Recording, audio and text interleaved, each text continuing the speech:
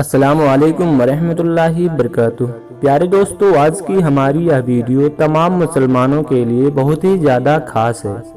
खास तौर पर उन लोगों के लिए जो ईद के मौके पर खरीदारी में लगे हुए हैं।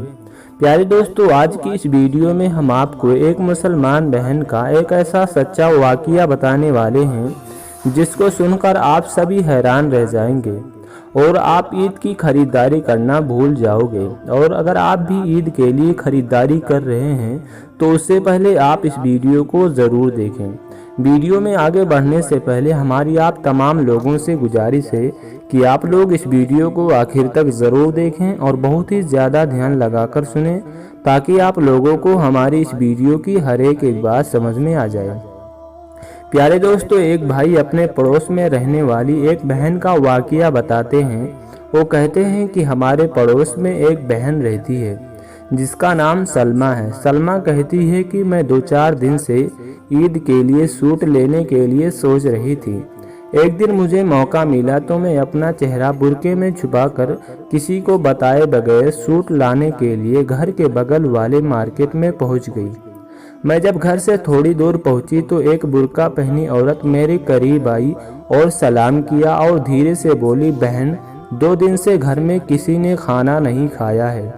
मेरे शौहर एक बस ड्राइवर हैं। हम लोग तो बहुत ही अच्छे से खाते पीते थे, लेकिन इस लॉकडाउन और बीमारी की वजह से हमारा काम धंधा बिल्कुल बंद हो गया है। कुछ दिन तक हमने जैसे तैसे गुजार कर लिया, लेकिन अब हमारे घर में कुछ भी नहीं है और मांगने में बहुत ही शर्म आती है, लेकिन अब क्या करें, भूख तो नहीं मार सकते। इतना कहकर वो औरत रोने लगी। मैंने महसूस किया कि वो औरत सच में परेशान हाल है।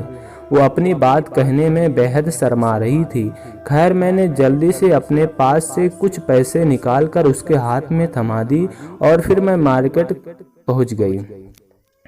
उसके बाद मैं एक दुकान पर गई। दुकान का मालिक किसी से बात करने में मशगूल था। मैंने दुकान पर रहने वाले लड़के को सूट दिखाने को कहा और लड़का सूट दिखा रहा था। मेरे कानों में दुकान के मालिक की आवाज़ पड़ी। फिर मैं कांप कर रह गई। मेरा सारा शौक शर्म से मर गया और मेरा ज़मीर मुझ पर लानत करने लगा। दुकान का मालिक कह रहा था कि भाई, हिंदुस्तान में ये जो बीमारी वबा फैली हुई है जिसका नाम कोरोना है, ये तबलीगी जमात वाले और मुसलमान ना होते तो ये बीमारी नहीं फैलती।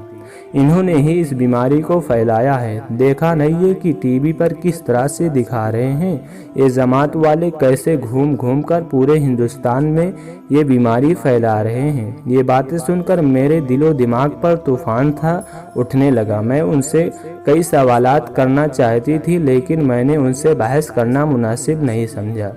खैर, मुझे उन सूटों में से एक सूट पसंद आ गया। मैंने उस लड़के से सूट का दाम पूछा तो उसने सूट का दाम 2200 बताया। मैंने उससे कहा कि सही दाम लगा लीजिए। उस लड़के ने कहा, आंटी जी, आप हमेशा हमारी दुकान से सामान ले जाती है, कभी गलत पैसे नहीं लिए।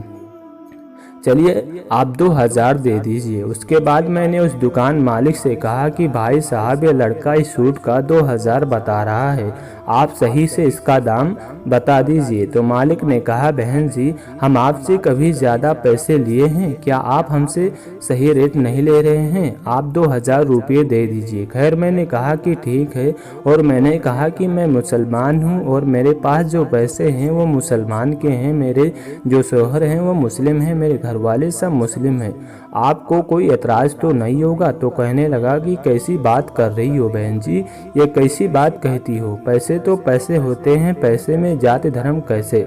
तो मैंने कहा, मैं मुसलमान हूँ और ये जो पैसा है मुसलमान के हैं। और मैंने कहा कि भाई जी, मुझे इस बात का एहसास अभी हुआ है कि ये पैसे मुझे आपको नहीं देने चाहिए, क्योंकि ये पैसे एक मुस्लिम के हैं। माफ़ करना भाई, मैं बाद में कभी ले लूँगी। इतना कहकर मैं वापस आ गई। मेरी आंखें उस औरत को ढूंढ रही थी जिसने मुझसे मदद मांगी थी, लेकिन वो मुझे कहीं नहीं दिखी। मैं जब अपने घर में दाखिल हुई तो देखा कि मेरी बेटी उस औरत को खाना खिला रही है। मुझे देखकर बेटी बोली, अम्मी जान, ये अब्बू के पहचान वाले की बेबी है, अब्बू इनके लिए कुछ खाने के लिए सामान लेने गए हैं। ये देखकर मैंने अल्लाह तबारक व तआला का शुक्रिया अदा किया, या अल्लाह तूने मेरी सुन ली, नहीं तो मैं अपने आप को माफ़ नहीं कर पाती। इतने में मेरे शौहर भी आ गए और मेरे शौहर सामान की थैली उनके हाथों में पकड़ा दिया और मुझसे मुखातिब होकर बोले, ये जावेद की बीवी है। खैर उसके बाद वो औरत दुआएं देती हुई चली गई। उसके बाद मैंने अपने शौहर से पूछा, आप ये सामान कितने का लेकर आए हैं? शौहर ने कहा कि ये सारा सामान 2000 का था, मगर ये सब तुम क्यों पूछ रही हो? ये सुनकर मैंने 2000 रुपये उन्हें दे दिए, जिन पैसों का मैं सूट लेने गई थी। और मैंने अपने शौहर को कहा कि इतना ही सामान और लेकर आना और किसी गरीब को दे देना। मैं शुक्राने के लिए नफिल नमाज अदा करने के लिए चली गई। दोस्तों, आज की यह हकीकत है। आज हर इंसान के हालात बहुत ही ज़्यादा ख़राब होते जा रहे हैं। इस वबा की वजह से, इस लॉकडाउन की वजह से। अल्लाह तबारक व तआला के वास्ते आप ईद पर ख़रीदारी के लिए जाए तो होशियारी से रहे और अपने पास पड़ोसियों की भी मदद करें और गरीबों का इस लॉकडाउन में ज़्यादा से ज़्यादा ख्याल रखें। तो मेरे प्यारे भाई और दोस्तों, आज की हमारी इस वीडियो के बारे में आपकी क्या राय है, हमें कमेंट कर ज़रूर बताएं। और अगर आप लोगों को हमारी यह वीडियो अच्छी लगी हो तो इस वीडियो को दिल से लाइक करके शेयर बैक कर दीजिए। अल्लाह तबारक व तआला आपको इसका अजर देगा। अल्लाह हाफिज़। दुआ में याद रखना।